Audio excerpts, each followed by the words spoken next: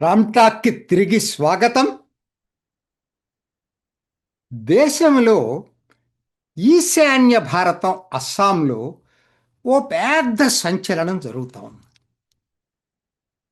గౌరవ్ గొగోయ్, ఎవరినా గౌరవ్ గొగోయ్ లోక్సభలో రాహుల్ గాంధీ తర్వాత ఉప ప్రతిపక్ష నాయకుడు. వాస్తవానికి వీళ్ళ నాన్న ఎన్నో ఏళ్ళు అస్సాం ముఖ్యమంత్రిగా ఓ పెద్ద పర్సనాలిటీ తరుణ్ గొగోయ్. ఆయన కొడుకు ఈయన. ఎందుకు ఇవాళ గౌరవ్ గొగోయ్ వివాదాల్లో చిక్కుకున్నాడో తెలుసుకోవటానికి ప్రయత్నం చేద్దాం.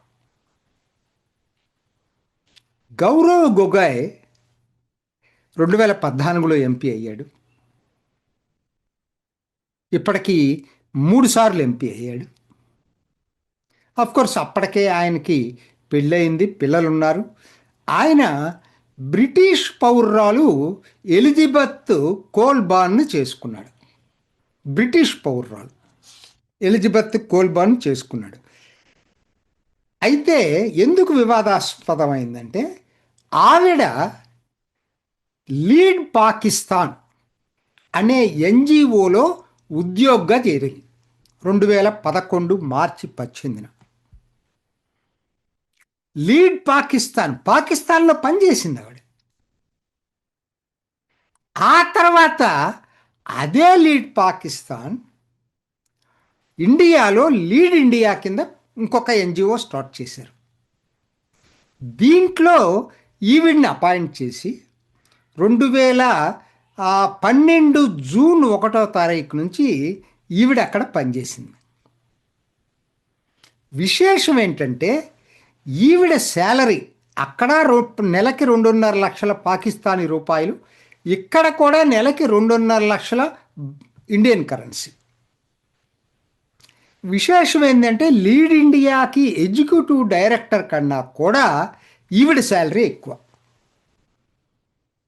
ఇది మనం చెప్పటం కాదు, వాళ్ళు సిట్ దర్యాప్తులో తేలినటువంటి విషయాలు ఇవన్నీ కూడా. ఎందుకు చెప్తున్నానంటే చాలా జాగ్రత్తగా వినండి. ఆవిడ శాలరీ లీడ్ ఇండియాలో పనిచేసిన ఇండియాలో శాలరీ మాత్రం పాకిస్తాన్ నుంచి వచ్చేది. లీడ్ పాకిస్తాన్కి హెడ్ ఎవరయ్యా అంటే ఆలీ తౌకీర్ షేక్. ఈయనకి ఐఎస్ఐ తోటి పాకిస్తాన్ ఆర్మీ తోటి సంబంధాలు ఉన్నాయనేది తెలుస్తూ ఉంది.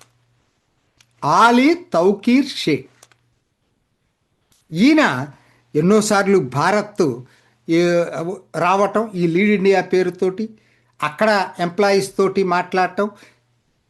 ఆలీ తౌరిక్ షేక్ ఈ ఎలిజబెత్ కోల్బర్న్ ఇద్దరు కలిసి ఎన్నోసార్లు ప్రయాణాలు చేయటం.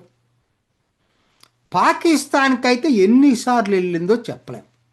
ఎక్కువసార్లు అటారీ బోర్డర్ గుండానే వెళ్ళింది.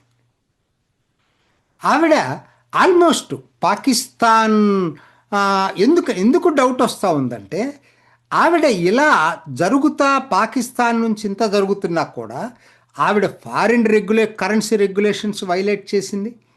పాకిస్తాన్లో బ్యాంక్ అకౌంట్ ఉంది, ఈ రోజుకి దాని గురించి వివరాలు చెప్పలేదు ఆవిడ. తర్వాత మోడీ 2014లో అధికారంకి వచ్చిన తర్వాత ఆవిడ భారత్ ఐబీ రిపోర్టుకు సంబంధించింది 45 పేజీల రిపోర్ట్ ఒకటి ఈ ఆలీ తౌకీర్ షేక్కి పంపించింది. కానీ ఆ కాపీ ఇప్పుడు కనపట్లేదు. ఇవన్నీ కూడా దర్యాప్తులు తేలినాయి. ఇంకా ఆవిడ వెళ్ళటమే కాకుండా గౌరవ్ గొగోయ్ జస్ట్ డిసెంబర్ 2013, అప్పటికి ఇంకా ఎంపీ ఎన్నికలు 2014 మే కదా, ఆయన పాకిస్తాన్ వెళ్ళాడు. మరి ఏ బేసిస్లో వెళ్ళాడు? ఎంపీ కూడా కాదు, వెళ్ళాడు. లాహోర్ అని చెప్పి ముందు వీసా తీసుకున్నాడు. తర్వాత దాన్ని మాడిఫై చేయించుకొని కరాచీ, ఇస్లామాబాద్ అని దాన్ని మాడిఫై చేయించుకున్నాడు. దానికి ఎవరు హెల్ప్ చేశారో తెలియదు, ఎందుకంటే ఆయన ఎంపీ కూడా కాదు. దీంట్లో ఆయన అలా 3 తీసుకున్నప్పుడు కూడా పాకిస్తాన్ రెగ్యులేషన్స్ ప్రకారం ఎక్కడికైతే మీరు దాంట్లో స్పెసిఫై చేశారో అక్కడికే వెళ్ళాలి, మళ్ళీ వేరే చోటకి వెళ్ళటానికి లేదు. కానీ ఆయనే బయట పెట్టాడు నేను ఇంటర్వ్యూలో, నేను తక్షశిల వెళ్ళానని. తక్షశిల రావల్పండి జిల్లాలో ఉంది, ఇస్లామాబాద్తో సంబంధం లేదు. సో ఇదంతా కూడా పాకిస్తాన్లో ఎవరో ప్యాట్రనైజ్ చేశారు ఆయనకి. Rawalpindi general army head quarters కూడా. ఇవన్నీ కూడా మరి ఆయన చెప్పాడే ఎప్పుడైనంటే ఎప్పుడు చెప్పలా. మొట్టమొదటిసారి పోయిన సంవత్సరం హేమంత్ బిస్వా శర్మ ఈయన పాకిస్తాన్ వెళ్ళాడని చెప్పిన తర్వాత బయట పెట్టాడు. నేను జూన్ 2025 బయట పెట్టాడు. అప్పటిదాకా ఎందుకు చెప్పలేదండి ఇది? తర్వాత ఇప్పుడు అన్నీ ఆయన 2014 మేలో ఎంపీ అయ్యాడు. ఇక పాకిస్తాన్ 2 సార్లు వెళ్ళొచ్చాడు. 2014లో ఒకసారి కూడా వెళ్ళొచ్చాడు. ఆయన 2015లో ఎక్కువ ప్రశ్నలు వేసింది దేని మీద అంటే, ఎంపీ అయిన తర్వాత సెన్సిటివ్ మ్యాటర్స్ మీద వేశాడు ప్రశ్నలు. మన డిఫెన్స్ డీటెయిల్స్ని గురించి, ఆర్మీ డీల్స్ని గురించి, యురేనియం నిల్వల గురించి, న్యూక్లియర్ దీని గురించి, తర్వాత కాశ్మీర్ గురించి, ఇట్లా వీటి మీద ఎక్కువగా ప్రశ్నలు సంధించాడు. ఇది జనరల్గా ఎవరికైనా డౌట్ వస్తుంది. అదే కాదు, ఆయన ఎవరు కారణాలేంటో చెప్పలేదు. పాకిస్తాన్ హై కమిషన్కి వెళ్ళి high commissioner Basit anti India కరుడుగట్టిన భారత్ వ్యతిరేకి. తెలుసు ఆయన పాకిస్తాన్ హై కమిషనర్గా ఉన్నప్పుడు ఎలా బిహేవ్ చేశాడో భారత్లో, తర్వాత కూడా పాకిస్తాన్లో ఎటువంటి ఇంటర్వ్యూస్ ఇస్తాడో. ఆయన్ని కలిశాడు. ఎందుకు కలిశాడో తెలియదు. అక్కడ దాకా ఎందుకండి, సిట్ దర్యాప్తులో ఈ లీడ్ ఇండియాకి హెడ్గా ఉన్నటువంటి వ్యక్తి భవాన్ లోద్రా ఆయనే చెప్పుకొచ్చాడు.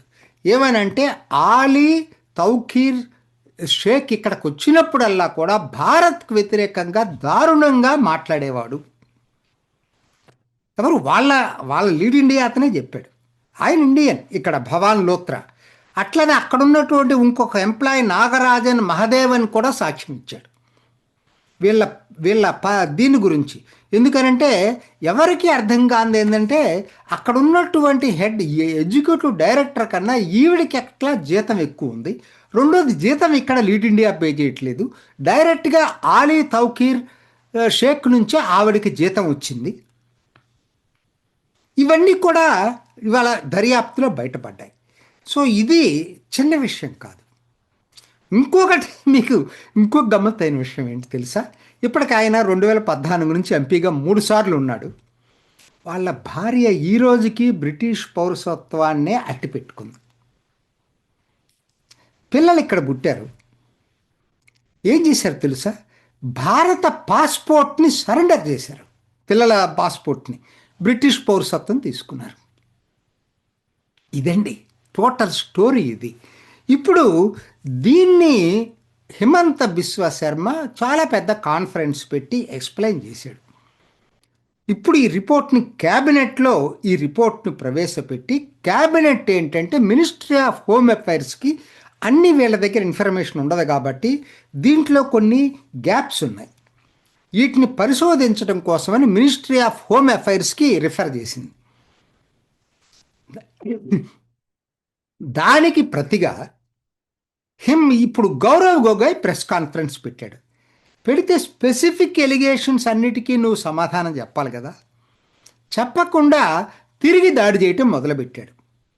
అందరూ చెప్తున్నారు, ఆ ప్రెస్ కాన్ఫరెన్స్ చూస్తేనే ఆయన ఎంత వరీలో ఉన్నాడో అర్థమవుతుంది. 15 సార్లు వాటర్ తాగాడట. చాలా గందరగోళం, కన్ఫ్యూజ్డ్ స్టేట్ ఆఫ్ మైండ్లో ఉన్నాడు. ప్రెస్ అందరూ ఏదో వీటన్నిటికీ ఆన్సర్స్ చెప్తాడు అనుకున్నారు. అదేమంటే సి గ్రేడ్ సినిమా ఆయన మాట్లాడింది, హిమంత బిస్వ శర్మ ఇలా జనరలైజ్ చేశాడు తప్పితే, వాస్తవానికి ఆయన కొన్ని అబద్ధాలు కూడా చెప్పాడు. మా ఆవిడ 1 month శాలరీ తీసుకుంది, వాస్తవం కాదు. ఎంప్లాయీస్ కన్ఫర్మ్ చేశారు.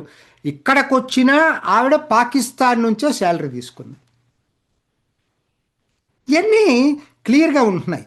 ఆవిడ మరి 40 పేజీల రిపోర్ట్ ఎందుకు పంపించింది? తర్వాత ఏదైతే ఎలిగేషన్స్ ఆవిడ మీద వచ్చినాయో, పాకిస్తాన్ బ్యాంక్ అకౌంట్ డీటెయిల్స్ ఎందుకు లేవు, ఫారిన్ కరెన్సీ రెగ్యులేషన్స్ ఎందుకు వైలేట్ చేసింది, ఇవన్నీ చాలా ఇదంతా కూడా వీళ్ళకి ఫారిన్, ఈవెన్ వీళ్ళ ఈ ఎలిజబెత్కి కనెక్షన్స్ జార్జ్ సోరోస్తో ఉన్నాయి కూడా ఆ రిపోర్ట్లో ఎవరెవరు బ్రిటిష్ సెనేటర్ ఏ విధంగా హెల్ప్ చేశాడనేది కూడా దాంట్లో కూడా రిపోర్ట్లో రాసుకొచ్చాడు. ఎన్ని స్పెసిఫిక్ ఎలిగేషన్స్ అండి. దానికి ఆయన ఆన్సర్ చెప్పకుండా మా పిల్లల్ని అంటారా, మీ పిల్లలు కూడా మేము బయట పెడతాను నా దగ్గర ఉన్నాయి. అరే నువ్వు ఎందుకు అంటే ఆయన తప్పు అని అనట్లేదు ఎవరో కూడా. నువ్వు ఇప్పుడు సోనియా గాంధీ ఉంది, సోనియా గాంధీ ఇక్కడికి వచ్చింది, కోర్స్ అదొక కాంట్రవర్సీ అయినా ఎన్నికల ఓటు ముందేసినా కూడా తర్వాత ఆవిడ పౌరసత్వం తీసుకుంది. రాజీవ్ గాంధీ ఇక్కడే ఉన్నాడు కాబట్టి ఈవిడ పౌరసత్వం తీసుకోగా పిల్లల పౌరసత్వం కూడా బ్రిటిష్కి మార్చుకుంది. ఇది వీళ్ళ చరిత్ర. ఆవిడ లింక్స్ ఉన్నాయి. ఈయన 2 సార్లు పాకిస్తాన్కి వెళ్ళాడు. దీని గురించి వివరాలు చెప్పాల్సినటువంటి అవసరం ఇవాళ మనం కాదు, అస్సాంలో అయితే గగ్గోలవుతుంది ఇప్పుడు దీనివల్ల. ఎందుకంటే మిగతా దేశం అనుకో పట్టించుకోరండి. పాకిస్తాన్ తోటి సంబంధాలు పెట్టుకోవటం అంటే మాత్రం ఖచ్చితంగా భారత్లో ఎవరూ భరించలేరు. ముందు ఇది ఎలా మారుతుందో తెలియదు, కానీ ప్రస్తుతానికైతే ఆత్మరక్షణలో గౌరవ్ గొగోయ్ ఉన్నాడు.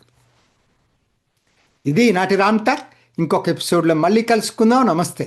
చూసారు కదండి, మరి ఈ వీడియో కనుక మీకు నచ్చినట్లయితే ఒక లైక్ కొట్టేసి మీ అభిప్రాయాన్ని కూడా కామెంట్ బాక్స్లో తెలియజేస్తూ ఇలాంటి ఇంట్రెస్టింగ్ అప్డేట్స్ కోసం మా ఛానల్ని సబ్స్క్రైబ్ చేసుకోండి.